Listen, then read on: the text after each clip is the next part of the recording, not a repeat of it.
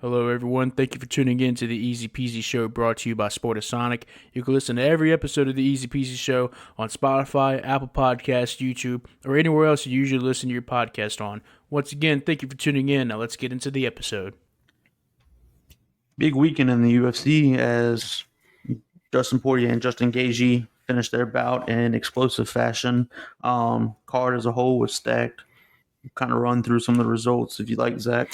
Yeah, that's fine by me. Fine by me. It was definitely a entertaining card. Could have been more entertaining. And like I said, last episode, I hate to look into the UFC or especially pay per view bouts without seeing the weigh ins. And Michelle Pereira, Exhibit A, um, you know, was very excited for the Wonder Boy and Pereira fight. And then, of course, Pereira misses weight.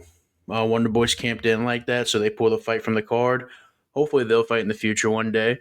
I still think that'd be a very entertaining fight. Obviously, just wasn't quite early in the cards this weekend, but so be it. So be it. Hopefully, Wonder Boy gets the fight he's looking for, especially at the age he's at. He can't afford to fight someone who purposely didn't cut weight and someone who's 11 years younger than him.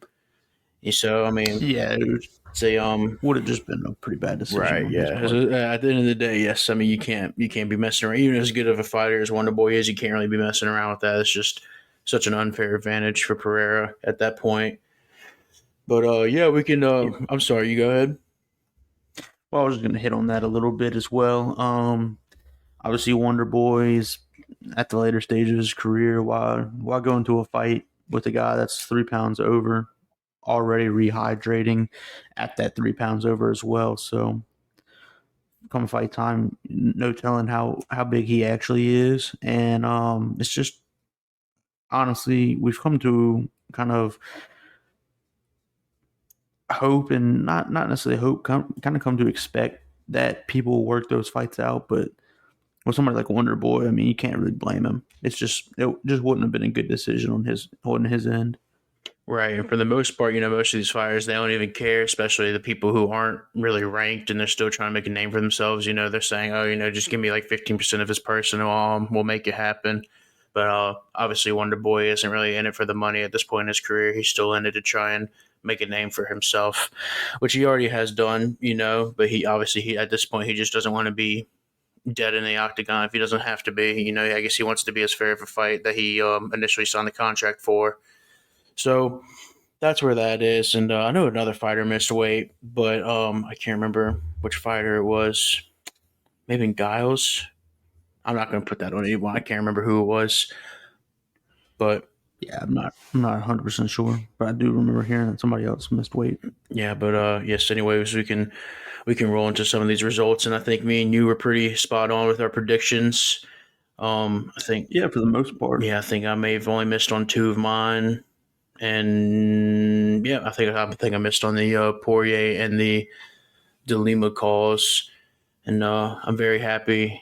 I told you as we were watching the fights that if anyone was going to ruin anything for me, it was going to be Derek Lewis. I've been very happy about that. And sure enough, in entertaining fashion as always, Derek Lewis goes out there with a flying knee, 280 pounds coming at you flying, knee connects. And, it wasn't even, doesn't even matter if it was blocked or not. And it went all the way through, hit DeLima square in the chin. He fell down. Derek Lewis's ground and pound is something to behold. And, he made sure DeLima didn't have an opportunity getting up. There's no opportunity for that fight to go any further. Mergliata had to call it. And then, Derek Lewis, in the moment, on the huge skid he was, obviously had to take off his pants and start going to town. The crowd loved it. The ref loved it. The cut man loved it. I think everyone but DeLima and his camp loved it. Yeah, I would say so. Eric, why'd you take your pants off? You know, Oh, just an unbelievable Joe. fight. But we'll start with the early prelims if you'd like. Miranda Absolutely. Maverick defeats Kashera via armbar. Shocker. Maverick really looked. Huh? Shocker. Oh yeah. I mean, if you watch that fight, nobody was surprised that it ended the way it did. There were avenues for her to submit Kashera really the entire fight, and she kind of toyed with her a little bit until getting the finish. She was so dominant over Kashera. it was really ugly to watch on Kashira's part, but Maverick really looked good in that fight. Yes, absolutely. And she looked like the Maverick that we've expected to for her to look like. Lately, she wasn't really living up to her game, but she finally kind of showed what her strengths are. And obviously, against an opponent like Cachoeira, her camp knew what she had to do. She executed it pretty much flawlessly. Got the club and sub. So, and I think that's pretty much spot on what I predicted. Like I said, really, it's not that hard to I guess as fans, it's just easy for us to say it's not that hard to kind of see what you have to do in the bigger scheme of things. And sometimes it is just that simple, And like so, other times it's just a head kick away from ruining everything that you go train for. So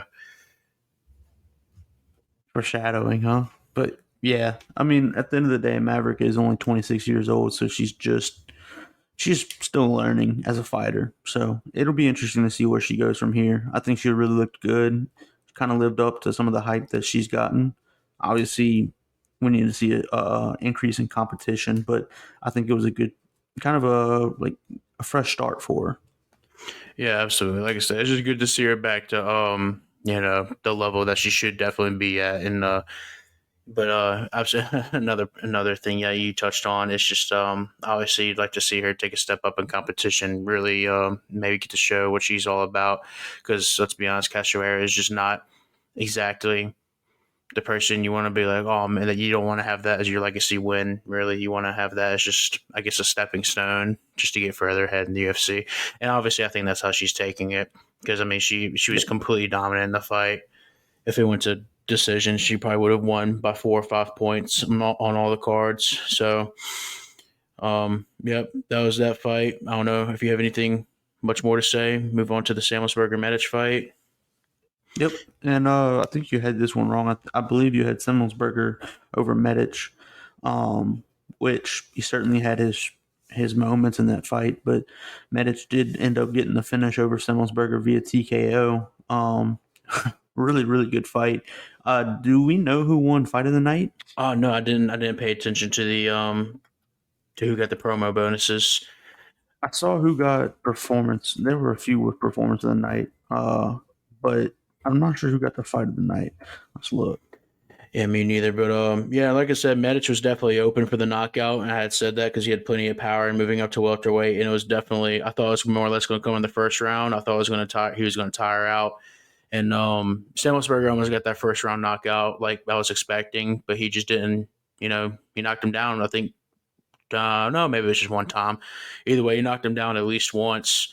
Could have went for the knockout. Decided to kind of stay back a little bit, but Medic capitalized, and his cardio looked a lot better than I was expecting it to be. That elevation didn't really affect him that much. So Yep. So it looks like they gave out 4 performance of the nights, not any fight of the nights though. mm, I don't see any fight of the nights though. gotcha. Anyway, interesting, but yeah, I mean Simmelsberger definitely had his opportunity, and it seemed like in the first round, just didn't take advantage of it. Right. It I, I feel like he should have kind of jumped into the fire once he had Medic hurt, but you know he thought differently, and in the end, it kind of bit him. Yeah, absolutely, and that's why you really got to take this opportunity. Jump on your opponent while you have them on the ropes. I know some people really like to beat down their opponent and like really wait for that opportunity. But I think that was the opportunity. Semmelsberger, I guess, just didn't see it at the time. But anyways, yep. 2 finishes to start off the night. Pretty awesome. And like I said, this whole card is just really entertaining. So I mean, and at the end of the day, it could have even been more entertaining. But um, moving on, unless you have anything else to say. No, we'll move on to the next fight. Another finish. Matthews over Flowers via submission. Zach, I know you have your thoughts on this fight. I do as well. Flowers started out great, kind of faded pretty quickly, like you had predicted. Kind of a Derek Lewis ish type of fighter. Looked really, really good to open the fight, but like I said, he faded very, very quickly. Um, Almost to the point where he began faking injuries, and yeah, didn't look good there.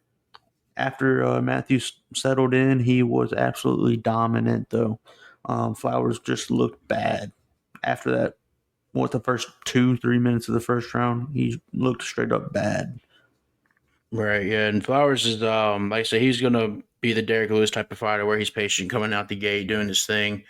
But unfortunately, he also said he's probably gonna gas out pretty easily, and sure enough, he did. I mean, it was bad. I mean, yes, like faking injuries, or obviously all we can do is speculate. But they showed the groin strike, supposed groin strike replays, and I mean, it was everything was pretty much above the belt. I mean, the heel may have came down below the belt, but not enough to the extent where Flowers should go down like that. You could tell it was a pretty good acting job because, about 5 seconds after faking, he looked up, make sure the referee was looking at the replay on the board saying, hey, come on, deduct a point. So when a fighter does that, I mean, pretty much after that moment, lost respect, was hoping for, a beat down at that point after from Matthews. But yes, I think he put in his submission. Flowers just gave up immediately, didn't even bother trying to fight out of it. I mean, I think really once the submission was just locked in, he just tapped half a second afterwards, maybe a second It didn't afterwards. even give him a chance to crank it. Yeah, so I don't know. I'll give him the benefit of the doubt. I personally really don't want to ever see him fight again in the UFC, but I'll give him the benefit of the doubt coming in on the fight short notice. Maybe give him some equal competition. Maybe give him a full training camp, and we'll see what he's got. Because at the end of the day, he does have some pretty good power. I think he did show it too. He can catch opponents off guard and everything, but it just wasn't the matchup for him this weekend. So Yeah, I mean, he definitely had Matthews on the ropes there, but just could not finish him. Moving on again, Kopylov over Ribeiro via TKO or head kick. Yet another finish for this card. And it really kind of like the momentum seemed to flip a few times in this fight. Uh, Kopylov started off great, looked unbelievable, and then Ribeiro came out at the end of the first round, really hurt Kopylov. I thought he had a chance to end it there. If that round's another 30 seconds, maybe he does. But sadly, they only fight for 5 minutes in a round, not 5.5. Kopylov came out the next round and kicked him in the head, and the lights shut off for Ribeiro. So, really good win for Kopylov. He really looked good in the fight as a whole. right, yeah, showing that Kopylov is one of those up and comers in the division. And I don't think there's any surprises there, really. I think, obviously, Ribeiro had Kopylov rock towards the end of the round, but that's about all he did in the fight. Kopylov picked his spots like I thought he would. He's very, very, very patient, very, very, very powerful. Did his thing, waited until the second round. I can't remember if he fainted and then threw the kick or what he did, but either way, it was a kick that got through the guard, pretty sure. Knocked Ribeiro out, so it is what it It's is more there. foreshadowing there. Um, yeah, he has some really scary power. Some people in that weight class need to be on the lookout for him, I think. Oh, yeah, absolutely. Moving on, Vergara over Salvador via unanimous decision. So I believe this is only one of two fights that went the distance in this card. This one was a pretty close fight, although it was unanimous and the other one was split. This one was pretty close. I believe they were all 29-28 on the Hmm. scorecard, and both fighters had their moments. I think what really kind of did Salvador in was he was trying to be a little bit too showy with the taunting and just kind of trying to be like a Nate Diaz type of fighter. And uh, to put it bluntly, I don't think he's good enough to be that. And it showed. I mean, he had a pretty good first round, and then after that, just kind of faded. Yeah, no, I agree. I think he was trying to make up for the fact that Michelle Pereira wasn't on the card anymore. He was trying to take a spot as an entertainer because he pretty much did everything that Michelle was going to do in his fight against Wonder Boy. But yeah, with that being said, once again, Salvador hasn't had the best track record as far as opponents and their quality of opponents, I should say. And Vergara is definitely going to be his toughest opponent, and he did a fairly decent job against him. But like I say, it's not like he didn't really take the fight serious. Vergara looked locked in the whole time, and I think that's what swayed the judges to give him 2 rounds over one. Like I said, it just wasn't really. It was definitely a close fight, but I think Vergara pulled together the more solid combos, and I think Vergara is also a tad bit tougher than Salvador. So I think every time Salvador was getting hit, he was doing the showboating thing, like, oh, come on, that wasn't anything. And obviously, Vergara gets hit, he just stands there like a rock doing what he does. So that obviously looks a lot better in the judge's eyes. Yeah, to me, when guys start kind of showboating like that, it means they're hurt. They're just trying to pretend that it doesn't. So, um, but we'll move on from there. Just trying to run through the prelims pretty quickly. So this one I actually missed the finish.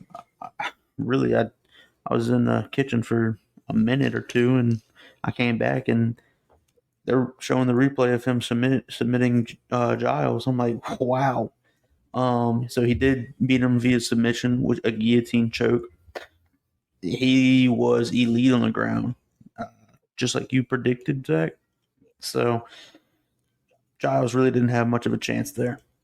Yeah, no, not at all. And yeah, not much to be said about that fight. I think that was kind of an obvious outcome in the different levels of fighters. And Bonfim is just an excellent. He has an excellent ground game. He's guys have been finishing all of his losses, and you could definitely see the writing on the wall with that fight. I mean, Bonfim is just a little spider monkey in there, and it's I don't care how good you are at defending submissions. It's just Bonfim is just one of those guys you just don't want to be on the ground with at all. It's kind of a Charles Oliveira kind of thing. Like, sure, you Yeah, may be able to knock him down, but guess what? You get your back taken, or really you get in any situation on the ground with that man. It's yeah. I think it's interesting when fighters nowadays knock down Charles. They don't even go to the ground with him for the ground and pound. I mhm, mean, that shows the massive respect that they have for that man. right, So scary guy to be on the ground with. Um, Obviously, Bonfim could be that kind of type in the future. I don't think he's there quite yet, but he potentially can be in the future. So we'll move on to the main card here. The fights start getting a little bit better. So Kevin Holland over Michael Chiesa via submission, triangle choke. Man, Holland looked good. He made Chiesa look very, very, very average. Um, I think this is a good weight class for Kevin Holland.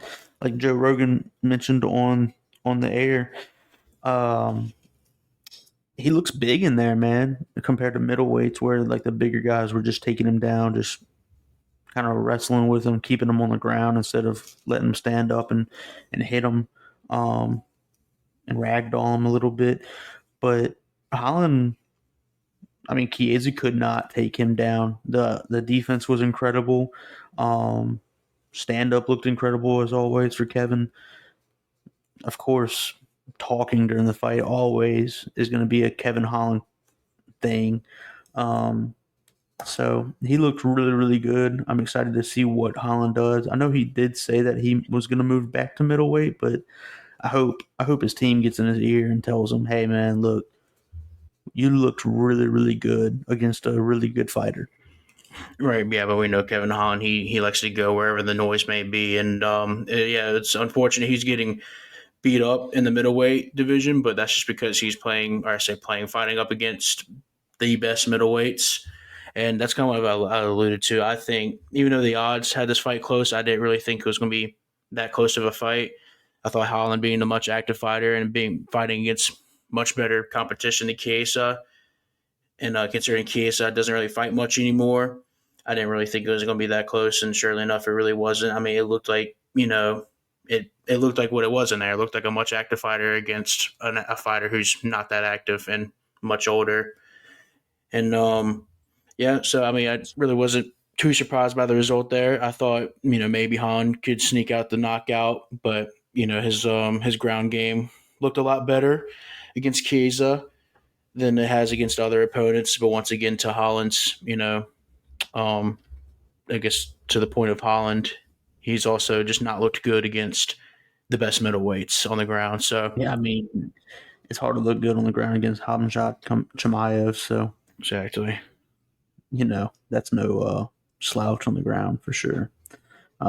But do you think it was more Chiesa looking bad or Holland looking good? I think it was probably more Holland looking good. I think, like you said, Holland's in a division now where he's going to look good against pretty much everybody. He's definitely a well-rounded fighter. I'm not sure if I'd call him underrated. I think a lot of people just recognize his name mainly just because of his antics in the octagon, just because he likes to run his mouth a lot and gets in people's ears. But yeah, I mean, I don't know. Like I said, it just wasn't. I didn't think it was going to be that. Kiss is a great fighter.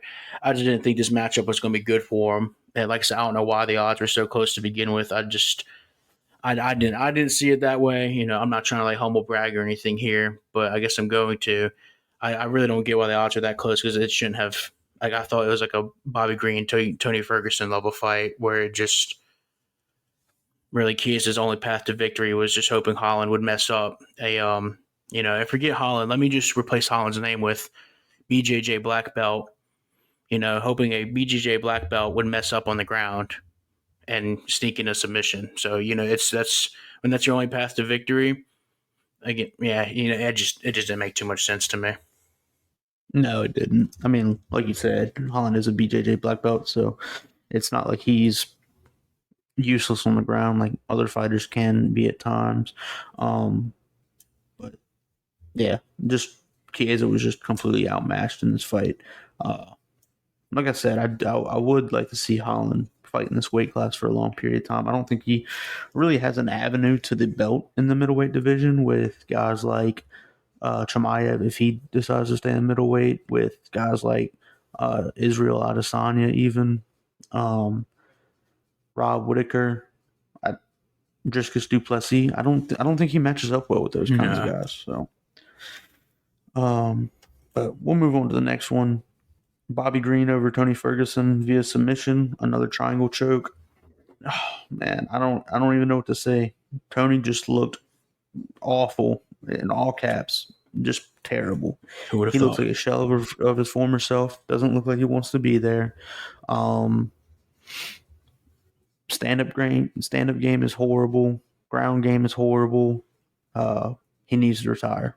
I don't know how else to put it. He needs to retire. He doesn't even look like he's wanting to be there anymore. So I don't know why he doesn't retire. Maybe he wants to go out with a win, but at this pace, who's he going to beat? No, there's not many people. Whenever you drop a fight to Nate Diaz and Bobby Green, it's yeah, your career's really just gone downhill at that point. You might as well just retire. I'm surprised he didn't. I honestly thought it was going to be a retirement fight for him, win or lose. Definitely lose. Like I said, I didn't think this fight should have even been sanctioned. It was never going to be fair, and obviously it never was. He was getting beat up on the feet, and when he'd get down the ground, he'd just accept it. He just kind of like start flailing on the ground. It's like he just I guess figured if he kept moving all his limbs, he'd have a chance. But obviously not. He tired himself out, got submitted with like 6 seconds left or something in the third round. Something insane. Good for Bobby Green. Wasn't expecting that. But Well, that's kind of a testament to what we were just saying. I mean, look, Bobby Green. If you get knocked out by Bobby Green, I think that's somewhat acceptable. I mean, he's a sneaky guy. He can put you in some uncomfortable situations at times. But if you get submitted by him, yeah, I don't I mean, know. Bobby Green's got a good submission game too. Not to knock on that, but yes, it's just definitely kind of shows that Tony Ferguson just isn't. He isn't who he used to be. And I think the announcers were saying it too.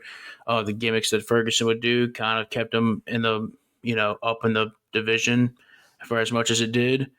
But now that doesn't really work anymore because he's got several other people who fight unconventional like him, and he used to be the only one. Now he's not, and so it's like, well, he doesn't have much to offer. Now he's just a 40-year-old guy who just can't do much. So yeah, I'm Yeah. shocked he didn't retire. And honestly, we can move on to the next fight if you want to. Really, not much more to be said about Well, that.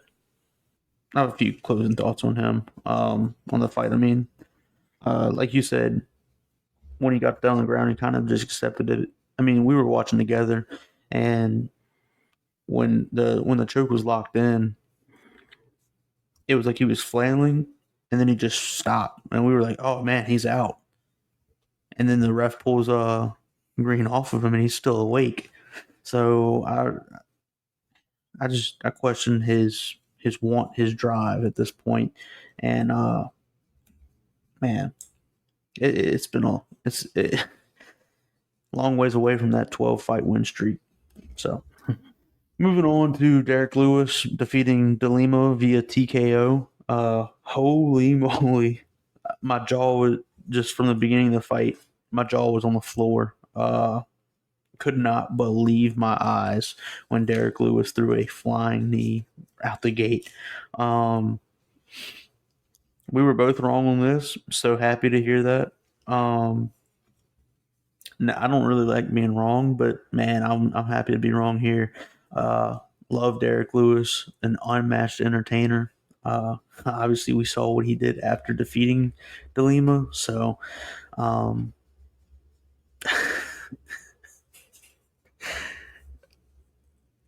just there's not much to say about that fight, man. I love Derek Lewis, dude.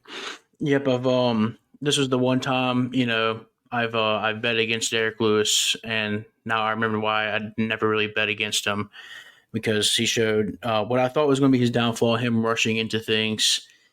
Um, that ended up what won the fight for him. Very impressive flying knee from such a from a guy like him. Obviously, he looked more in shape than any of his other fights. Obviously the pictures are coming out of him after weigh-ins, and like I've been saying, this is why I'd like to really look at the weigh-ins before I really make any final predictions. Because after seeing that, maybe after seeing his attitudes and stuff, maybe you wouldn't know he's a little bit more locked in. Even though I think he said something along the lines where like that flying knee he threw really wasn't even in the game plan. He kind of just did it just because, and that's why you gotta love Derek Lewis. I had a huge parlay going, he ruined it. I didn't even care. I was enjoying it. I mean, it was probably just fight of the night for me, just solely based off of entertainment alone, just the fact that's Derek Lewis. But DeLima's definitely going to bounce back after this. I think he just, I thought he may have was obviously expecting probably some punches, not a flying knee from Derek Lewis. So, like I said, I think DeLima is going to be fine. He just definitely wasn't expecting it. And once you're on the ground against Derek Lewis, you have no shot. So, all respect to DeLima. Derek Lewis just showed out, and he did what Derek Lewis does. Yep, I will say though, it's a good thing that fight got stopped when it did, because I think Derek Lewis was definitely running out of some gas there. Yeah. No, I thought he blew it too. I thought there was like a point in time where he had to like reposition himself on the back, and I was like, oh man, I thought DeLima was going to get out of it, but thankfully Derek Lewis was able to pull it out. And like I said, I think I believe Mercogliata was the ref. He stopped it, and good thing, because we got like the entertainment to last us for the rest of the year from Derek Lewis. Taking his pants off, doing the suck it. Sign The Shmoney dance. Yes, and yes, he did the Shmoney dance and was jumping on the octagon and threw his cup into the crowd, and he pulled off his gloves like he was going to retire. Threw those into the crowd too. Yeah, what a guy! What a guy! Gotta love Derek Lewis. Oh man, just no other way to put it. What a guy. We'll move on to Alex Pereira versus John Blachowicz. And Pereira did win via split decision here. Pretty close fight. Kind of an underwhelming fight, though. There really wasn't a whole lot of action. Obviously, like I noted the other day, Blachowicz wasted absolutely no time trying to take Pereira to the ground. Pereira, though, didn't look useless on the ground like he has in his last few fights. No. He didn't look good.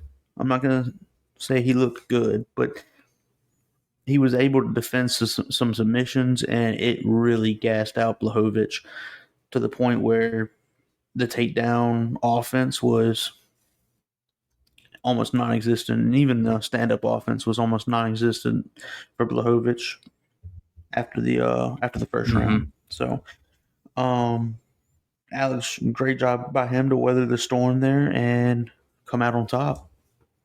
Yeah, I think Jan felt a little defeated after the first round. I think he had like 4 minutes of control time, but he did absolutely nothing with it.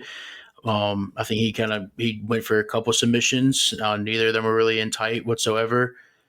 It was definitely shocking, because I was expecting more of like the Izzy experience, where he got taken down. There's absolutely nothing he could do, but Alex showed that It's not like that with him. The grappling is definitely improved.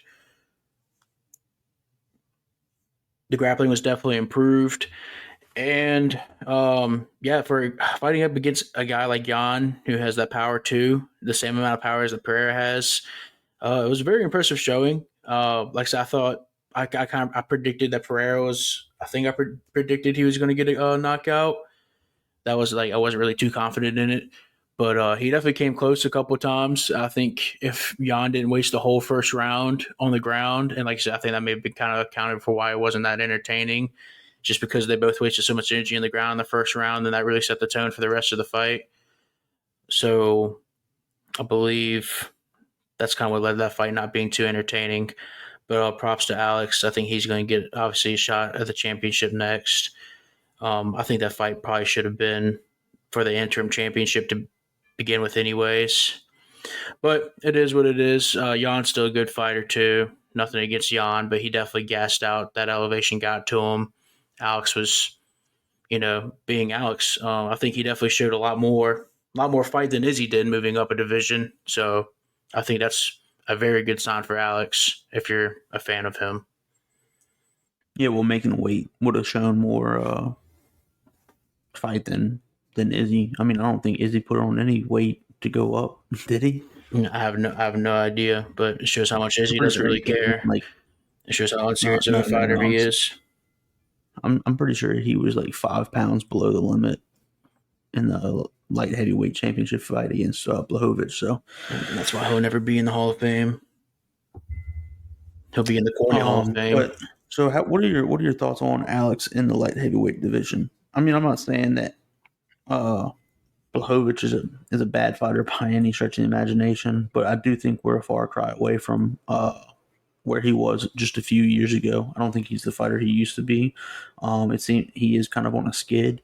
I know he beat Ankalaev, however, it was a pretty questionable decision there. Other than that, he's lost to Glover Teixeira, so he hadn't held the belt in quite some time. Yeah, definitely, but he's still in top of that division. So I think that's a real testament to Alex. I think I told you this as soon as he got knocked out by Izzy. Alex, I mean, got knocked out by Izzy in their third fight, technically, the second fight in the UFC. I had a feeling Alex is going to jump up a division even before he announced he was. And I told you he's probably going to run through that division, and then it was going to be up to Izzy to jump up the division again and challenge him for the light heavyweight. So I still think that's definitely in the cards. I think once Alex beats whoever he needs to beat, whoever holds the belt at the time, because it seems everyone that's the cream of the crop in the light heavyweight division is getting injured. So who knows where that belt's really going to be, a year from now. But I definitely still think that's going to what's going to happen. I think Alex is going to eventually hold the belt one way or another.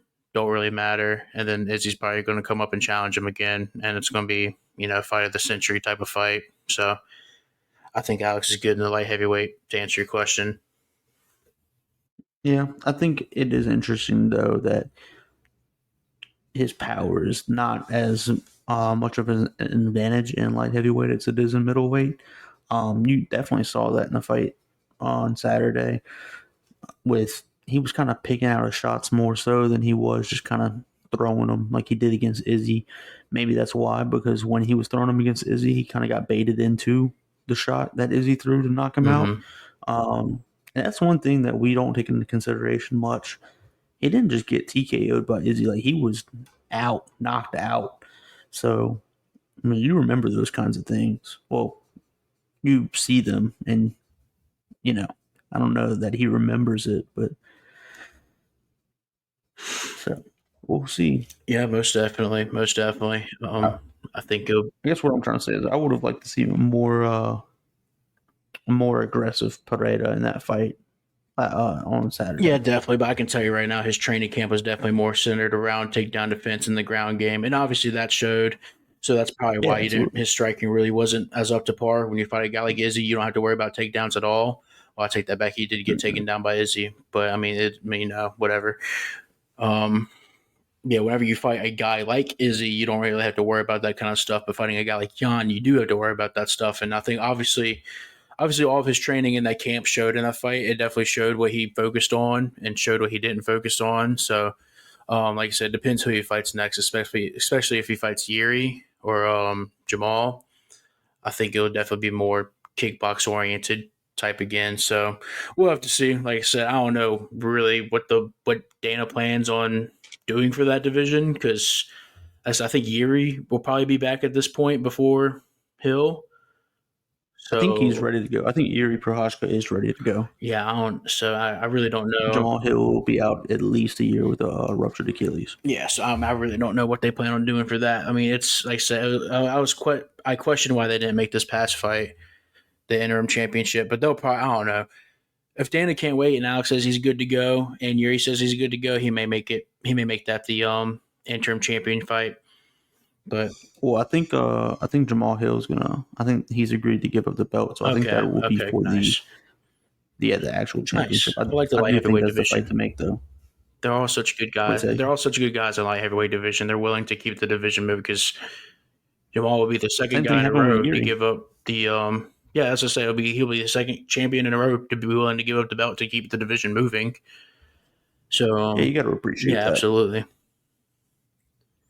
So we'll move on to the fight. You know, everybody was drooling over, and it was a good fight for the short duration that it was on. Obviously, Gaethje defeats Poirier via head kick, not a TKO, a true knockout. Um, Man, Gaethje looked excellent. You said the other night that you didn't really see an avenue to either one of these fighters winning a belt, but I think after this fight on Saturday, I think Gaethje definitely has an avenue to winning the belt. Yeah, most definitely. And like our conversation we had, I definitely am going back on that after seeing how much Gaethje improved. Because I hate to say, unfortunately, I didn't think the fight was. I thought it was entertaining in the sense I was on the edge of my seat, but that fight was dominant by Gaethje. Poirier looked like he didn't belong in the octagon with Gaethje.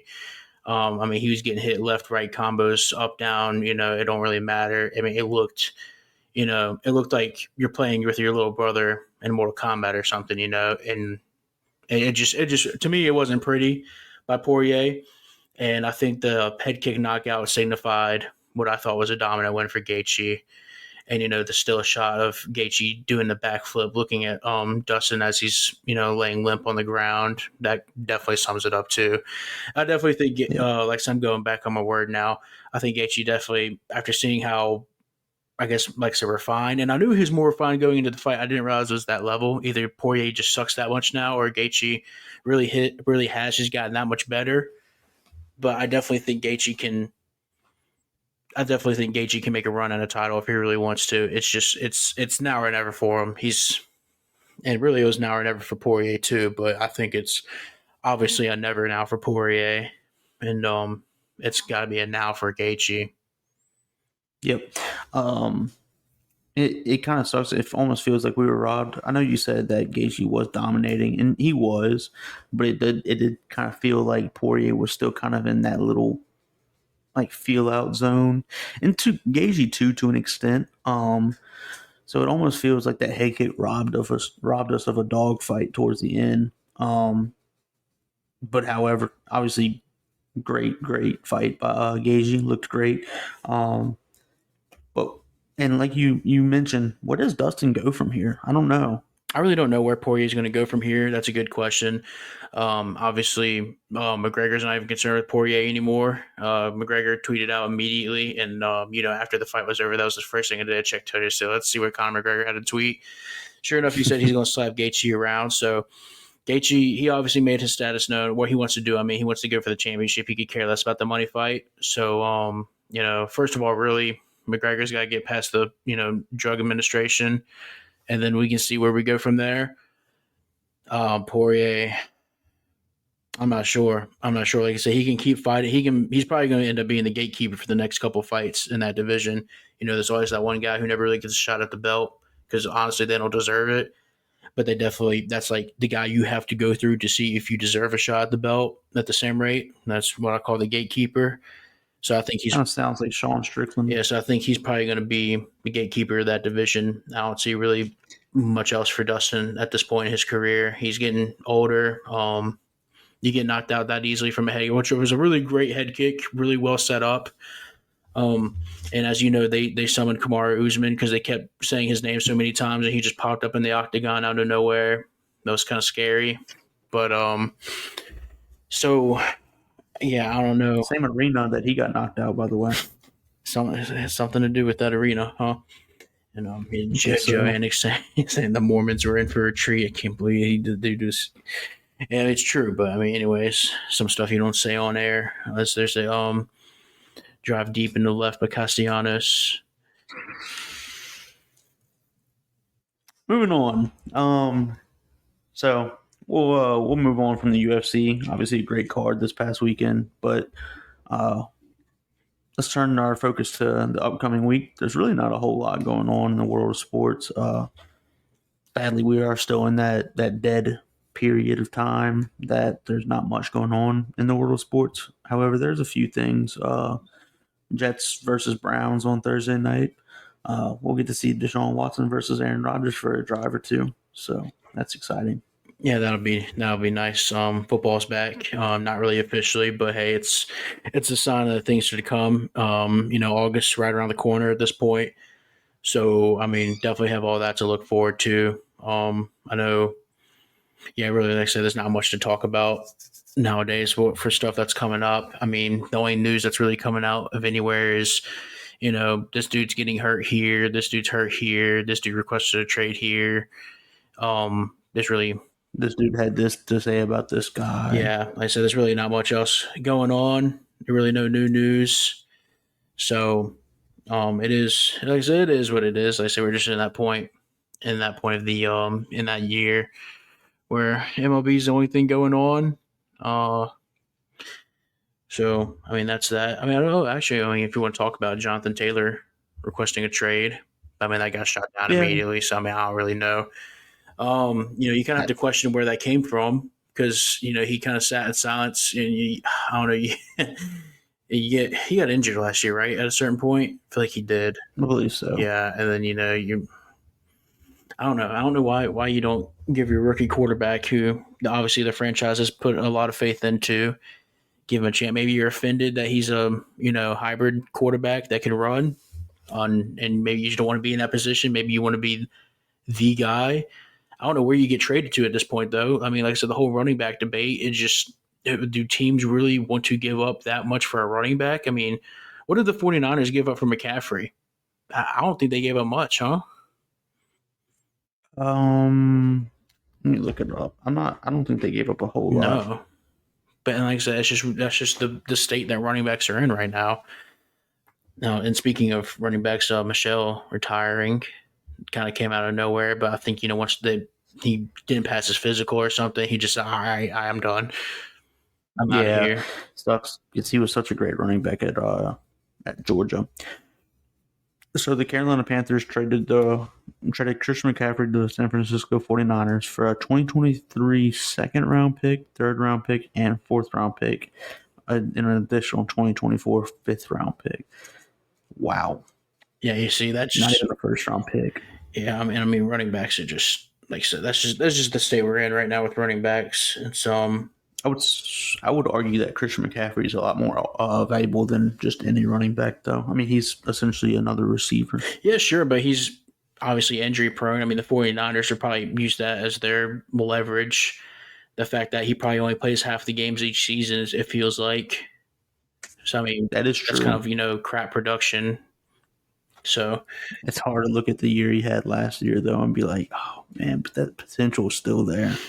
Oh, yeah, absolutely. I mean, I think Christian McCaffrey's probably a top 3 running back in the league, or he definitely is a top 3 running back in the league, but he's not 2 or 3. Yeah, I mean, it's just like saying, like, this team could have been number 1 in the playoffs if it weren't for injuries. Like, it's just, it's the what ifs. I know you know all too well about that. Yes, absolutely. And, I feel like any Does J.K. Dobbins still play for y'all? Yes, he does. Use the word play loosely. Yes, he's still rostered. He's still under contract with the Ravens. What about Bateman? Same thing with him. Yeah, I know. Well, that was kind of weird. I feel like last season was the only season he really got injured like badly, and I was like, oh, I mean, that just kind of summed up Yeah, the it season just so last season, happens that I though. had him on my fantasy team. Yeah, like I said, it just so yeah, that's funny. I'll never forgive him. Oh, he's gonna be wide receiver one this year. You think? Oh no, no, no! Oh, okay. I was just joking. I know y'all signed somebody. Yeah, I know Nelson Aguilar. Yeah, I mean it's gonna be hard But to did y'all sign Nelson Aguilar? yes, it's gonna be hard to put up Gosh, competition against that guy. yeah. What was the guy in the video talking about? So there were, it was like a firefighter or something. He Yes, I said know. something about Yes, Nelson well, Aguilar. because he said like people were catching stuff out of the building, or like maybe like people were like they were throwing stuff down, and the people were catching it, unlike Aguilar, and then he like looked at the camera. Yes, that was it. Just unbelievable. Um, but I think Odell will be pretty good for y'all, and Zay Flowers. Mm-hmm. So I think the future's bright in Baltimore. Sure hope so. I think it is too. So, but I think we've been saying that for quite a few years now. Yeah, yeah. I mean, like I said, I mean, you get tired of just being in the playoffs. If you're the Ravens, you know, you kind of want to take that next step and actually be a championship contender. Yeah, I kind of think of that as like the zone that you absolutely don't want to be in because you're just good enough to get into the playoffs, but you're not good enough to go past the first or second round, and you really don't get any good draft picks, but you're not winning the Super Bowl, so it's like, well, I'm kind of in like a little limbo here. You know what I mean? Right. And but I definitely think the Ravens made some moves to shore up their offense, which is obviously a weakness, you know. Obviously getting rid of a terrorist is, you know, the number one on the list. Goodbye Greg Roman. Um I thought Ravens fans liked him.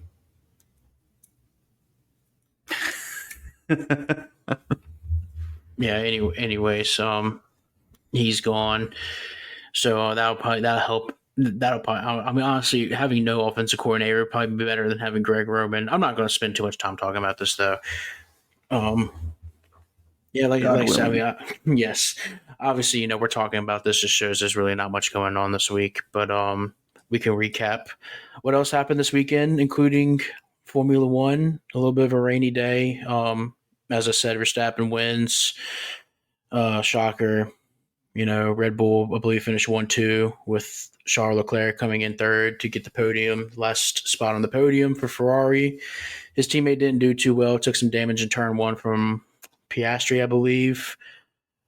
So it was kind of a, you know, an entertaining race watching Verstappen have to go from sixth, work his way to first, and win by, you know, 22 seconds, something crazy like that.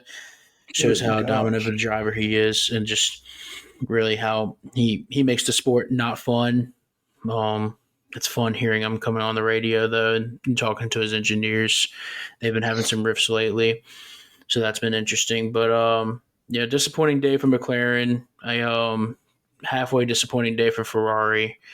I mean, you get a podium. There's not really much to complain about. And unfortunately, Carlos Sainz, his car just got hit, and they tried to keep him driving, but he just kept dropping down the grid. So it just really wasn't working out for him. They retired the car, and yeah, that was about it. Yuki Tsunoda kind of showed out too for AlphaTauri, and yeah, I mean overall it was a good race. A little bit of rain, kind of a little scary, but I mean, you know, it is what it is, and I believe they're hitting their summer break, if I'm not mistaken. So it's going to be another little while before we see them race again, but well deserved for some drivers.